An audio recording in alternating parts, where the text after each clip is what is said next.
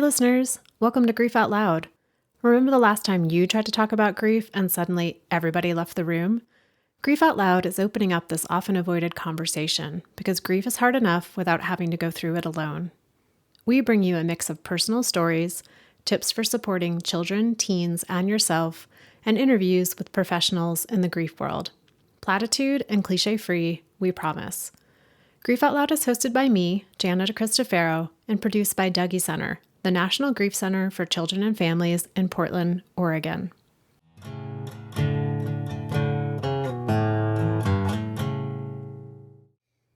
Did you know that even after hosting this podcast for over 7 years, I still get nervous before every single interview? This will come as no surprise to the people who know me because I get nervous about a lot of things. And by a lot, I mean pretty much everything. When it comes to interviewing people, I get nervous about all kinds of things. Will the conversation flow well for listeners? Will my guests leave feeling heard and honored in their grief? And thanks to the pandemic, I worry a lot about whether Zoom's going to crash and wreck the interview. Sometimes, though, I'm a little intimidated by a guest because of the work they do in the world. For this episode, I got to be intimidated not by one, but by two guests. Im and Sal are the co-founders and hosts of the Good Mourning podcast, based in Australia. Why was I intimidated? Well, one, because we were recording across multiple time zones and continents, and I was absolutely convinced Zoom was going to crash. But mostly because Sal and Im are extremely skilled at weaving authentic grief talk with sardonic wit and sharp humor. Being from New England, sardonic wit and sharp humor are two of my most favorite things, but I've been out in the Pacific Northwest for over 25 years now, and I've lost most, if not all, of my edge. So now that my nervousness confession is out of the way, let me tell you more about Sal and Im. Sal is a British expat whose mother died from a seizure. Im's mom died of suicide. They met the way many grief friends meet, at a grief support group, and they connected over being young and motherless and feeling outrageously alone in their grief. From that meeting, they decided they wanted to help others feel less alone in their grief, and they turned to podcasting to make that happen. They started the Good Mourning podcast back in 2020. Their episodes include interviews with guests like Hope Edelman and Edith Eger, the author of The Gift, and ones where it's just the two of them hashing out some aspect of grief. Woven through their entire show is the dark humor that helps illuminate the sometimes absurd reality of grief. If you haven't listened to the Good Mourning podcast, you should. I mean, finish this episode first, but then scroll over to their show and check it out. You'll find links to all the ways to connect with them in the show notes. Okay, here's my cross-continental conversation with Sal and Im. Sal and Im, thank you so much for making this transatlantic, trans-Pacific Ocean across the continental interview happen from Australia to Portland, Oregon. I'm really looking forward to our time together. Thank you. We are so excited to be here. We are massive fans of Grief Out Loud podcast. Just going to put that out there. It's one of the first podcasts that we came across deep in our grief. So thank you and for all the wonderful work that you guys are doing at the Dougy Center. So good to be here and so good to be talking to you. And for our listeners who are going to be like, okay, who am I hearing from? We've got Im with the Australian accent. Yeah, Bogan Aussie. And Sal with the British accent. Yeah. And I know, the two of you connected because you both have had your moms die. And I'm wondering, is there a particular memory or thought of your mother's that's been on your minds lately?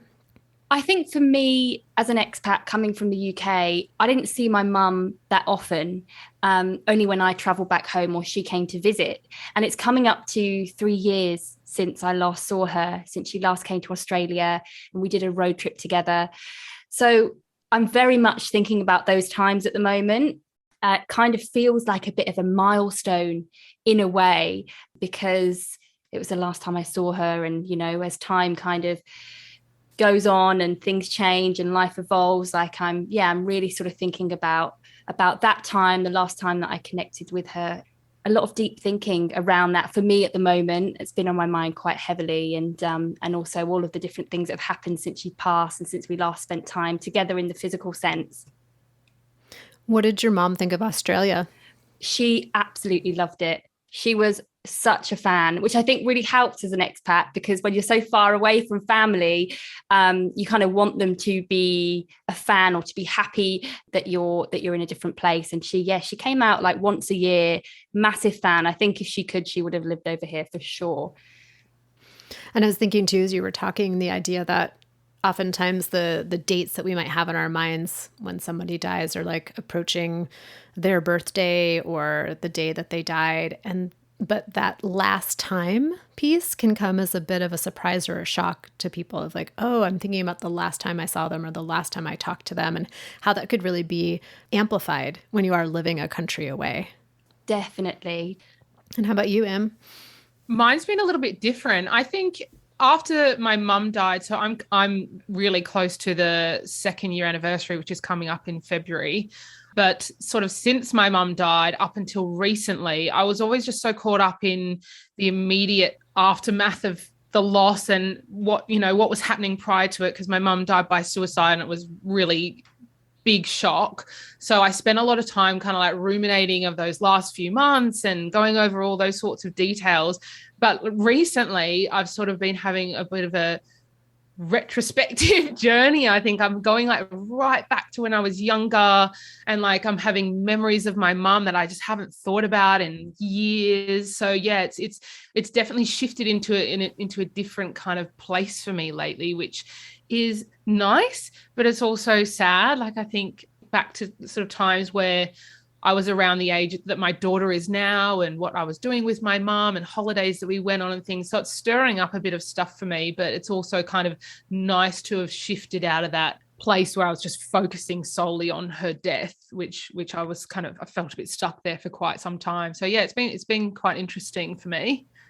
Yeah, that has come up in my groups in the last couple of weeks, this idea of memory and how when someone dies, it really alters our memory in so many different ways. Like there can be the folks who all I can think about or see or the last few days of their life, or when I got the news that they died, and I can't access any of the memories that came prior, either positive or negative ones, or I can't remember anything about finding out. I can only think about them when I was younger. And so interesting that you've sort of, we're in that place of I can only deal with the immediacy of the trauma of her death. And now like the door has opened again for you to step back in time to those other memories, and how that can be maybe joyful, but also very bittersweet too. Yeah, definitely. And I think there's an element of it as well where I'm kind of like separating what happened to my mum with my relationship with her as well. And I think with suicide, it can be really complicated. So I'm kind of removing kind of what happened to her and going back to who she really is, the deep essence of our relationship and all of those things, which it's been a bit of a process, but it's a positive one, I think, for sure. There can be a lot of assumptions that get made about the interplay between how someone has died and what the grief looks like. And I think those become automatic sometimes. So you tell your story of my person died, they were in a car crash or they died of cancer. And the person who's listening to us immediately has this like mental schema of like, oh, that means this, this, and this. And I've been really interested in asking people who have had someone die, like, how the person died, what does that mean to you? And, you've already started talking about your mom dying of suicide. And I just wonder, like, what has how she died meant for you? It's been very complicated. And I think that process of trying to separate her from her death is a really, really tough one, especially when it is from suicide. Yeah, I don't know.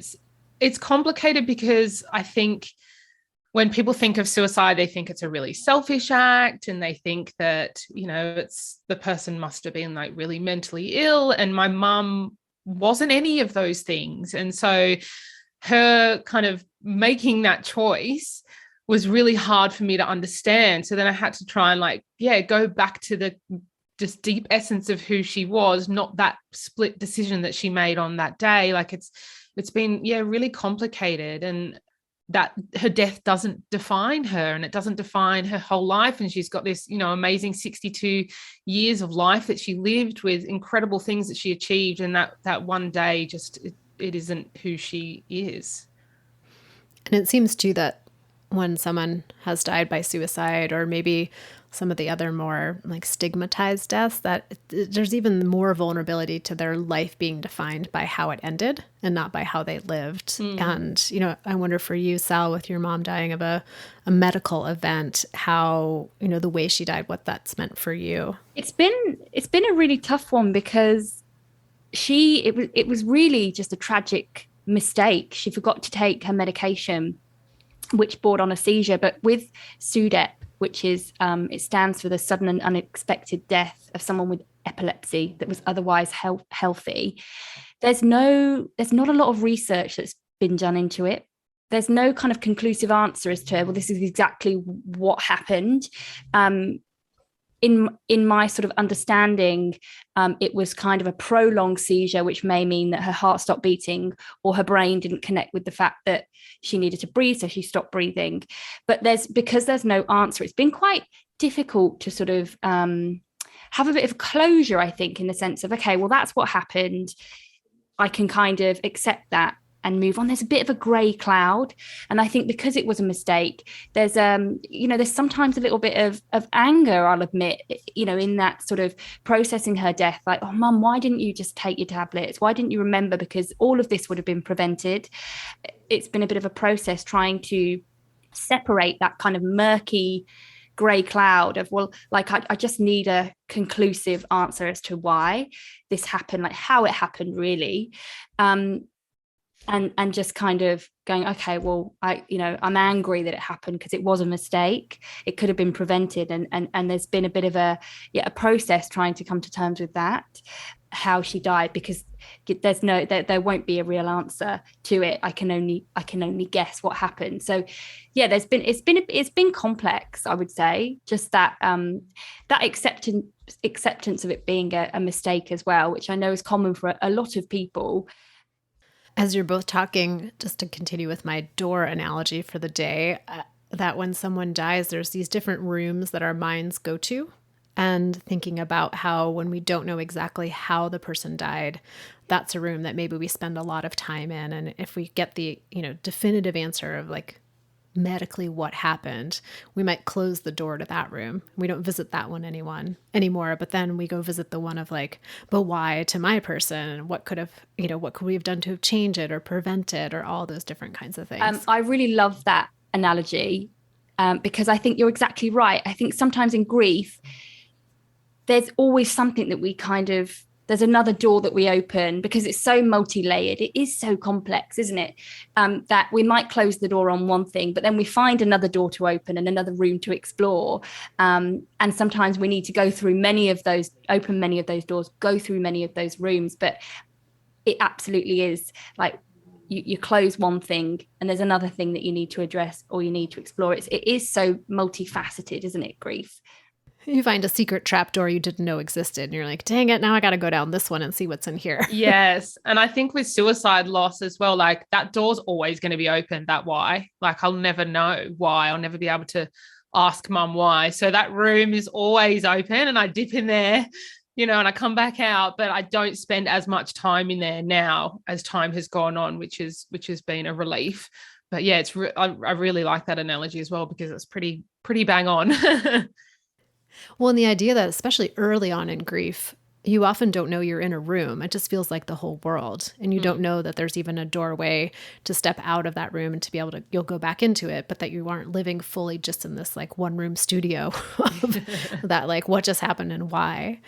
So, you know, you are two people with two very different grief stories, but your story is also your connected story of the two of you coming together and taking your grief and your shared experience of having your moms die and making a show, making a podcast. And I just wonder, like, tell us, how did you meet and how did you go from like, hey, I'm Em and my mom's dead and I'm Sal and my mom's dead. Like, let's make a podcast out of that. Like, what was that process like?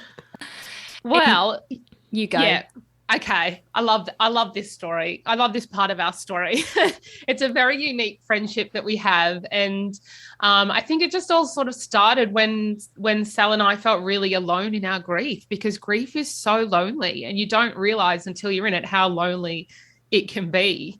And we sort of didn't really have any friends around that were going through a similar loss. So we just didn't know where to begin to process what had happened. So we reached out to, there's an organisation called Motherless Daughters Australia, and we both joined their Facebook group, and we saw that they were having a meetup in Sydney for about 10 people. So it was in the middle of COVID, so they were limited to how many people could join. And we both rocked up at this lunch, and it was an interesting experience. Like, I don't think Sal and I are typical support group type of people until we needed it. And yeah, so Sal turned up late to this lunch, and I remember just instantly when she got there, it was like I felt a connection. And then we sort of went around the table and all shared how our mums had died, and Sal and I had both experienced sudden loss, so I felt a connection with her through that as well. But we didn't actually get a chance to properly connect on that day. She ended up leaving early. Went out the back door, didn't you, Sal? Yeah. I did. Came late, left early. Keep the mystery and suspense, you know? Yeah. So then I plucked up the courage to just send her a message on Facebook a couple of days after and just said, hey, I'm that other girl who lost her mum suddenly across the table from you the other day. Let me know if you ever want to hang out and have a wine, because I know how awful this can be. And that was the start of our friendship, which has been just so helpful for both of us throughout our grief.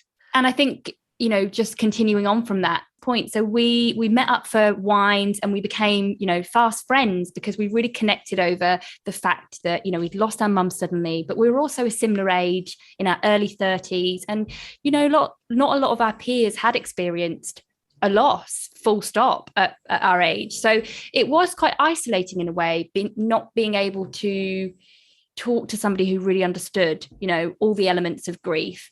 And even though we had a great support network, we had loads of friends that were rallying around us, no one kind of really connected with us on that level of like, I've been there and I get it and I know what you're going through. So we were talking about like, God, this is quite lonely, isn't it? This grief experience.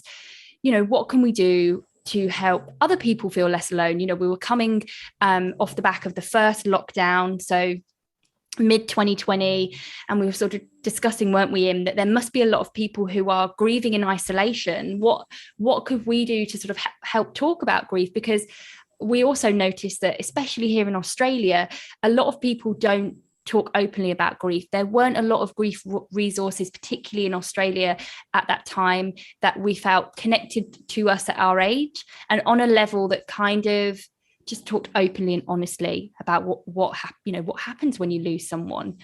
So we decided to give a podcast a try, didn't we? And that's basically how Good Mourning was born. We wanted to approach the topic of grief with honesty, humor, and just talk about the realities of loss, because you know, it is so complex, so multi-layered. And I think also sometimes when you're deep in grief, you do want to be able to talk about things in a real and relatable way, but with a pinch of humor, because it really gets you through those difficult times. So that was kind of our idea for Good Mourning, and that's how it was born. This is like an impossible question, so you can hate me and skip if you don't want to answer. But as, you know, fellow podcast hosts, there's all the episodes are meaningful. And they're all, you know, each time I record a new, I'm like, this is my new favorite one, but this is my new favorite one. Like 215 episodes in, I'm like, oh, they're all my favorite ones. So I'm not going to ask you which one was your favorite episode that you've done, but I'm curious if there was a particular conversation or interview that you've done that helped you in a really significant way. Because oftentimes as hosts, you know, we do these episodes to help our listeners, but sometimes what we learn or hear really affects us and shifts our own grief. So I wondered if each of you had a particular interview or conversation that really stood out in that way. Definitely. The first one that springs to mind for me personally would be Dr. Edith Eger, who is a Holocaust survivor. She's 94 years old, and we had the absolute honor of interviewing her, which was just a life-changing moment for both of us, I think. Sal and I had done we were interviewing each other for our 1-year anniversary episode, and we asked each other, like, who in the world, like, would you want to interview? Like, who's your dream guest, dead or alive, if you could speak to anyone in the world? And I said Dr. Edith Eger, because when I was in the depths of my grief from suicide loss, like I was filled with a lot of like really heavy emotions, like anger and guilt, and they were just sort of eating me alive. And I came across Dr. Eager's work about surviving unimaginable trauma, and it just resonated with me so much and gave me so much hope for the future. And I just thought, if this woman can get through what she's gone through, then I can get through this. Like, I can do this. And she gave me that glimmer of hope that I really needed. And yeah, so we had the opportunity to speak to her, and it was just the most powerful, life-changing 1 hour of our lives. And we learned so much from her. And so that's definitely mine. Sal, I think Sal has a different one, but yeah, they're all amazing. That would be the top for me for sure. One conversation that we had that's really stuck out for me is when we spoke to Hope Edelman, who I'm sure a lot of your listeners are familiar with. She's an American-based author. She's written Motherless Daughters, Motherless Mothers, and most recently, The After Grief. There was a moment in the conversation where we talked about the concept of closure and acceptance and what that means. And she shared a really great analogy that has really helped me. I think it's helped you a lot as well, hasn't it, Im? There's this cultural imperative to find closure, but what does that really mean? And for Hope, what she said, she sees closure as something that it's like a train station that we arrive and depart from. And there'll be different moments in our life that maybe we feel like we're moving maybe a little bit towards what maybe is acceptance, but then something might happen and we kind of go back into our grief. So she says she doesn't really see it as like a final destination, but more of something that we sort of move to and from, like this idea of acceptance or closure or whatever you want to call it. Like, we don't necessarily ever kind of reach it as like a final place. Like we were talking about earlier, for me, I've been thinking a lot about the last time I saw my mum, the last time she was here in Australia. And I think maybe I'm moving back towards that, the platform of grief in those moments. But then it's okay if you do move, the train goes on towards feeling like you've kind of moved a little bit towards more acceptance. It's not really seeing it as a final destination. And I found that really helpful. Yeah, that the train doesn't just come into the station and stop. It like leaves, it comes back. Yeah. Sometimes there's an express train. Sometimes there's the slow commuter train. Yes. Like, it really just depends on what's happening in our lives. That's a brilliant build. I love that. The express train. Roaring through. And just to go a little bit further with our door analogy, it's with this idea of closure, right? Like, just hearing the word makes me grit my teeth a little bit, because I feel it and I hear it as external expectations that not only do we close the door to every grief room, but we sell the whole dang grief house and like move out of the state and move out of the country. And like, that's it. We're just done with it. That's the closure. And it like, well, you all know, we all know, listeners, you probably all know, like, it doesn't work that way. No. And I think that's one of the biggest misconceptions about grief, isn't it? And we learned that very early on, that, especially the stages of grief, like, they're not linear. We can kind of feel them all in one day, all at once. Like, there is no final place, and there really is no such thing as closure when you're experiencing loss. Like, it's an impossible kind of thing to feel, I think. So yeah, it's important to know that when you're grieving. So here's a question that I've never asked any other podcast guests before. It came to me when I was looking through your website, and you both list your name and who died and how they died. And you also list your astrological sun sign, of Sal being Cancer and M being Virgo. And I just wondered, is that a lens you use to look at your grief in any way? Or was that just like a fun off the cuff thing on your website? Could be a new thing, couldn't it? Astrological grief. How do you grieve depending on your star sign? But not really. It's more just a fun thing that we added. But we do sort of see how we grieve in quite different ways, don't we, Ian? We have different grieving styles that I think play into like our nature and sort of, our personalities. We're polar opposites. Like, we've experienced the same loss, like the loss of our mums, and it was a sudden death, but the way Sal and I have grieved has been completely opposite. So there's these grieving styles that were identified by two psychiatrists. Their names are Kenneth Dokar and Terry Martin. And they identified that there is an intuitive griever and an instrumental griever. I'm not sure if you're familiar with these, but we found it so interesting. We're like, Oh my God, Sal is 100% an instrumental griever and I'm 100% an intuitive griever. So we kind of go off those now, and that's kind of our grieving style. So if people don't know, an intuitive griever is someone who kind of like focuses on expressing their feelings and processing their emotions in that sort of way. And they experience their loss like really deeply. And they also find like strength in social connection and sharing their grief with others. Whereas an instrumental griever, Sal, you can explain that one. So definitely more of a problem solving approach. So tends to be a bit more physical in the way they express their grief, and maybe sort of more cognitive. And it's quite interesting because a cancer star sign is very feelings and emotions, and a Virgo, if you look at the list of what a Virgo is very practical. So we're sort of the opposites in terms of our grieving styles to what our star sign would be. But yeah, for the sake of our website, it was just a bit of fun. But it is interesting because it opens up that, gets you thinking about sort of the way that you process your grief based on your style and nature. And yeah, I guess we're complete opposites, aren't we, Im? Yeah, we are. I sometimes think about those different categories and styles and ways of being. And, I think about if you're an intuitive griever, maybe you're more of a feeler. And if you're an instrumental griever, you're more of a doer.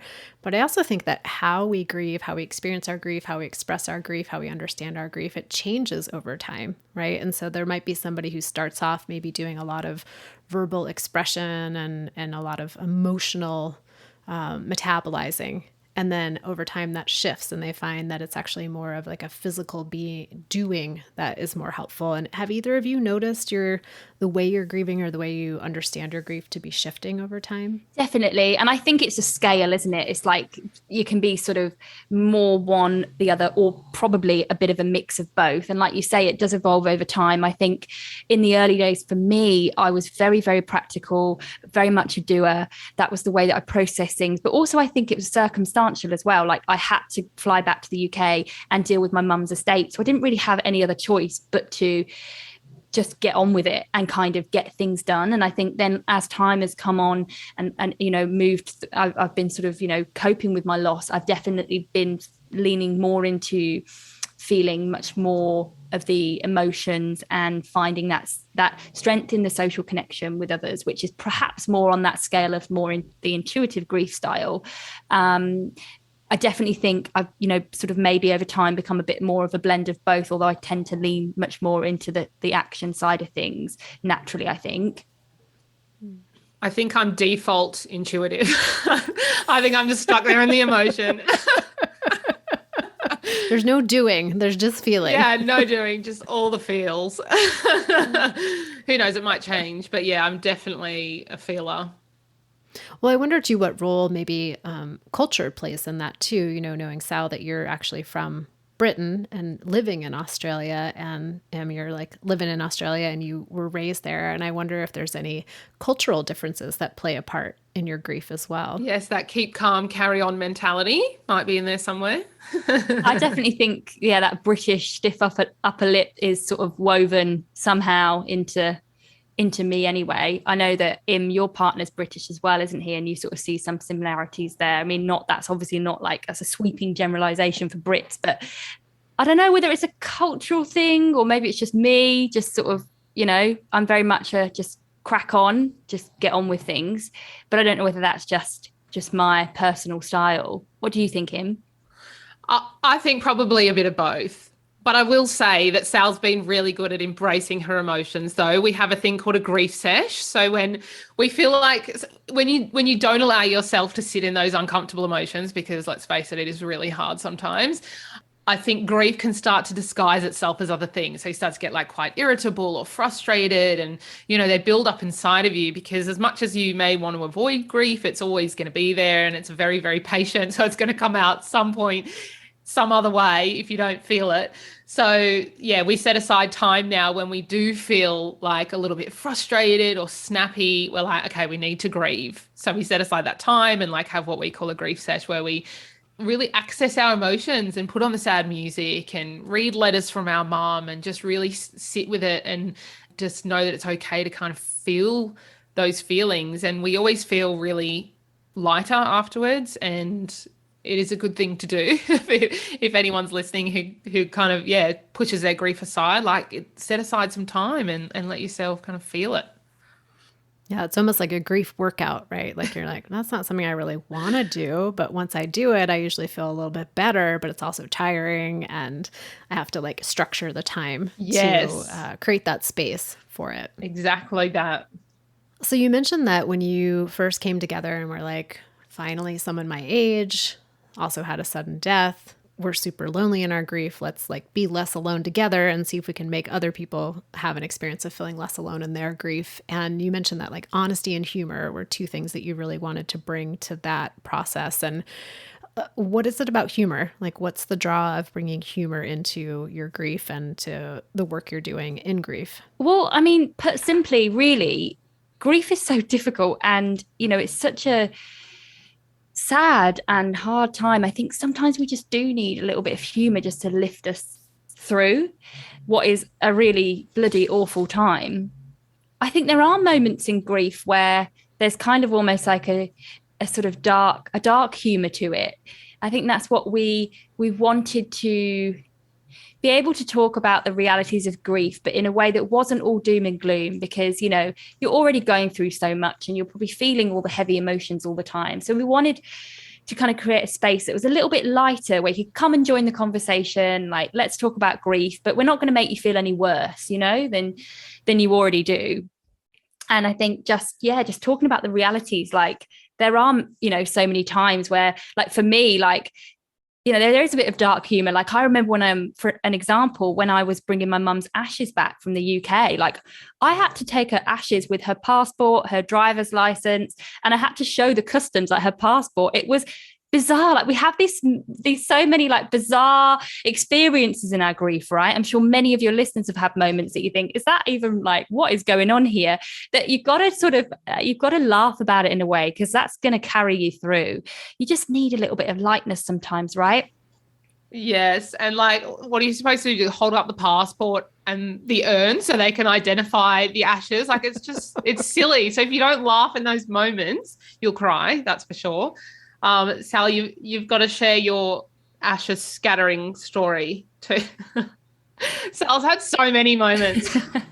I'm sure many of your listeners have probably experienced that. You might think scattering the ashes is, going to be this very monumental experience. It's going to be really, like something really special for me, and for some listeners it might have been, but for me it was just a bit awkward, really. I tried to do it in a space where I got married, which is a really lovely space in Sydney opposite the Opera House.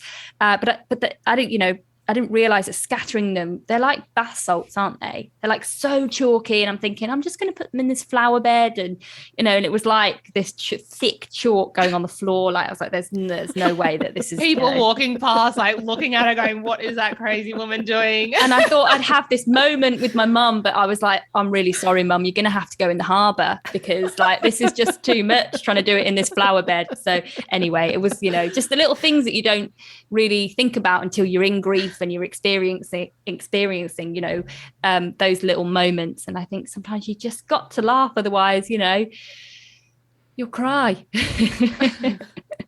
I've been reflecting on the concept of dark humor lately, because I find myself often watching a movie or a TV show, well, right now just with one person because of COVID, but before COVID, when I would watch it with groups of people, and I would be the only person laughing at certain pieces loudly.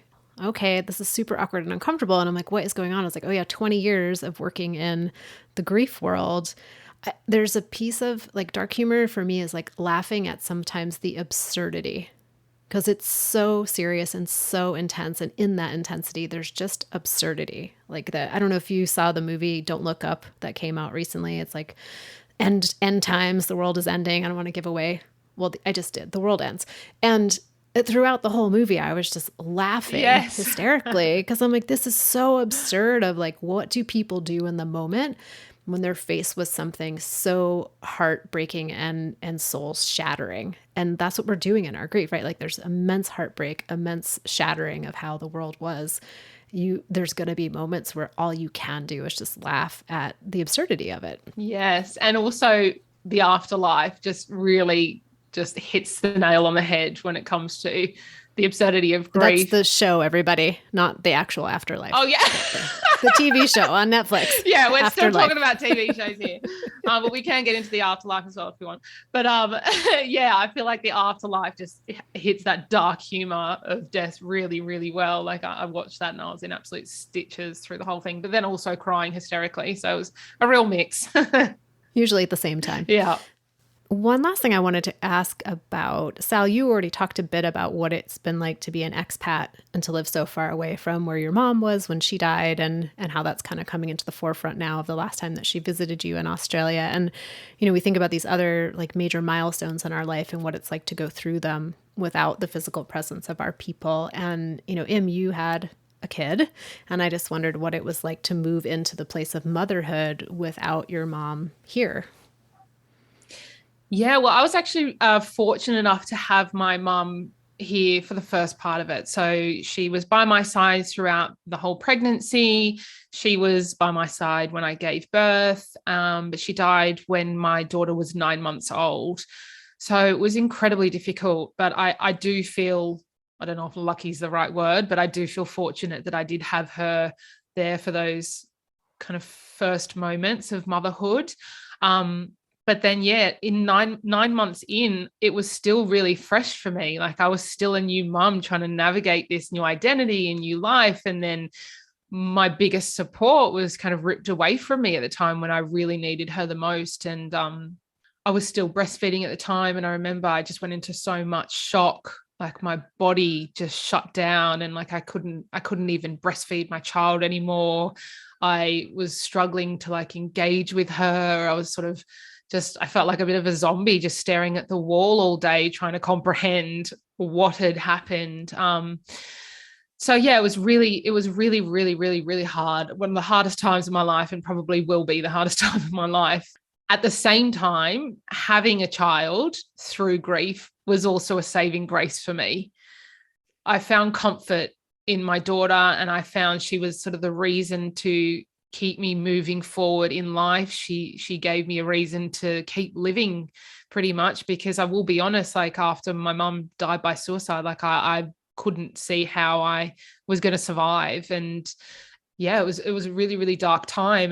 And I had to get out of bed for my daughter. She needed to be fed. She needed to be bathed. She needed to be looked after. And I know how much of a pivotal kind of time for her development it is around, the 9-month mark. So I just had to force myself to keep going. And that's exactly what I did. And as the months went on, I wouldn't say it got easier, but I sort of was able to manage those really tough emotions a little bit better and somehow cope.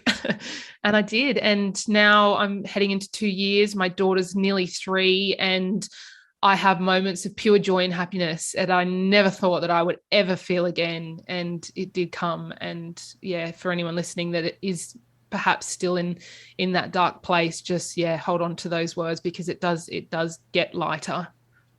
And that idea that sometimes there's a fear, not only will I never feel lightness or joy again, but I'll never feel it unfettered by the shadow of grief too. And that, the grief is always there, but there are those breakthrough moments where the grief isn't the first lens that we're seeing the experience through. Yes, absolutely. And it's impossible to imagine that when you're in it. Like it's really impossible, but it does happen. And, the sadness, like you said, it's always there. It's always kind of lurking behind all the happy times and the milestones and all of those things. And you always remember that they're missing out. And it's not a goal. It's not a place where we're going to be and stay. It's not a permanent kind of emotion to feel all the time. It's something that will come and go, just like all the other emotions in grief. When you have a child, like you lose your identity a little bit, but then when you're grieving as well, I also feel like you lose your identity. So I've had this real mix of like, what is this new person I am? Is it from grief? Is it from becoming a mum? Like it's very clouded, and I didn't really get to experience the difference. So yeah, it's been an interesting time.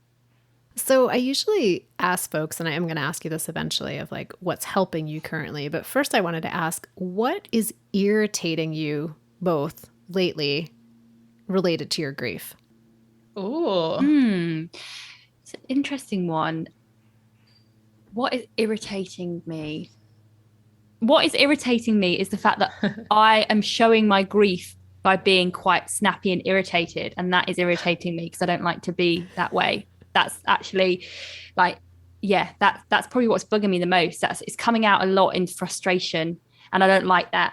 So I'm trying to sort of work through that. But I do notice when I'm having sort of heavier days, I'm a bit sort of on edge and a bit snappy. And yeah, I don't love that for me. Or anyone that's on the receiving end. Don't love that for me. Don't love that journey for me.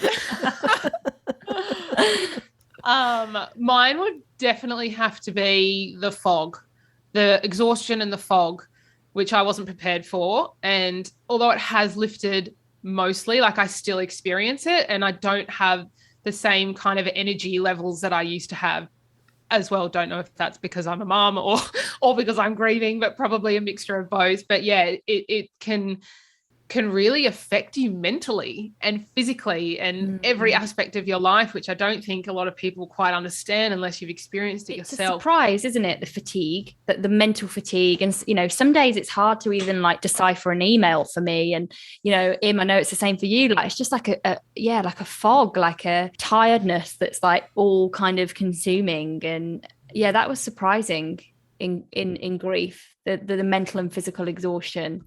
Yeah. So that irritates me. If that could go away, that'd be great. Thanks, grief.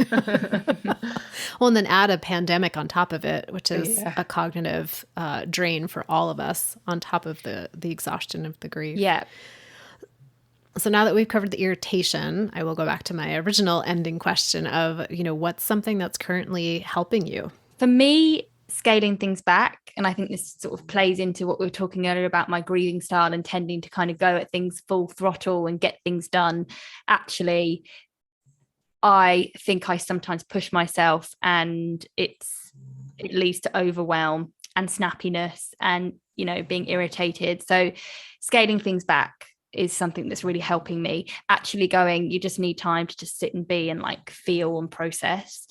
And also then kind of moving on from that, taking time off from grief, trying to do things that are where I kind of engage in something creative, or maybe I just take a break, watch a film that's lighthearted, or just try and just have like an hour or two where I'm not focusing on how I'm feeling or, you know, thinking about or doing a grief podcast or doing yeah, because it's in, you know, when you are like and you probably find as well, like, you know, when you're talking about grief a lot, when you're working in the space and doing, you know, we are immersed in grief, our own and others, so just trying to take a little bit of a break from it, that's really helping me. And for me, I think non-negotiable exercise has been hugely helpful for me. Like, I know it can be hard. I've just said, grief can be exhausting. So it can be hard to find the energy to exercise, but I force myself to do like at least 20 minutes in the mornings. Like I get up, I go for a light jog or a walk. I just get it done. And that has helped my mental health so much through my grief. And also breath work, which has been interesting. So we did an episode with a woman called Rebecca Jacks, who is an energetic healer, and she teaches breath work for helping with grief and loss. And I did a course with her. So it was a 5-week intensive course with like long sessions of breath work, which went over an hour. And I feel like it helped me so much. And I can't really describe how, but I felt like it cleared a lot of blockages that I was holding on to. Because I think, you know, grief is very physical and trauma can stay trapped in the body. And yeah, breath work has helped me to release some of that trauma. I don't know if you all noticed this, but, you know, you've talked to him that you tend to be more of an intuitive feeling griever, and Sal, you're more of this instrumental doing griever. But the thing that's currently helping you is the opposite of that, right? So you're going and doing something to help in your grief. And Sal, you're having to carve out time to like feel stuff and then like take a hard stop break from feeling of the thing. So it's so interesting. Yeah. I need to process this. What does this mean? Well, I think for me, it's because I know I tend to overdo it. So it's almost like weirdly, since I've kind of become a griever, and since grief has, you know, touched my life and mum died, I think I've learned a lot more about myself. And like, definitely, like I know I have a tendency to overdo it and, you know, throw myself into things. So I think that's definitely probably influenced why I'm like finding that I'm like, okay, well, I know that this is how I'm coping with it. So I definitely need to carve out time. But it's interesting that you noticed that. And yeah, maybe I just sit in the emotions too much. So I've got to get out and do something that gets it out, like rather than sitting in it, maybe. So maybe that's what I've found really helpful, because I don't have a problem with sitting with my emotions. Wow, I need to process that. That's really interesting. It's grief cross training, right? Like if we have the thing that we're already really good at, whether it's weight training or running or whatever, and you have to like maybe do some yoga or do some stretching or go for a faster run. All right, I'm going to stop that analogy there, but you know what I'm talking about. Grief cross training. I love your analogies.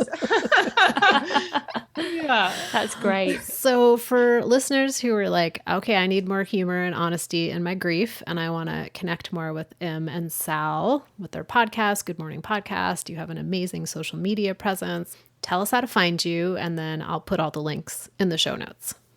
We are very active on Instagram, so you can find us at Good Mourning Podcast, and Mourning is spelt with a U. And we have also set up a private Facebook support group for anyone needing a little bit of extra support or who potentially wants to connect with other grievers in the community. So you can find us there. I always forget this one because this is the grief brain fog. Good Mourning Grief Community on Facebook. And what else do we have, Sal? I feel like I'm forgetting things. And you can find us on any major podcast platform. So just type in Good Mourning Grief Podcast or just Good Mourning and you'll find us. And our website is www.goodmourning.com.au, and you can find everything, all links to all of our resources and social media platforms on our website as well. And you can listen to our episodes. Great. Well, listeners, again, that'll all be in the show notes, so you don't have to scribble furiously to get that all down. And Em and Sal, thank you for making time today, for signing on from across the world to have this conversation with me for Grief Out Loud. I really enjoyed getting to know you and talk with you more about grief and everything else that comes with it.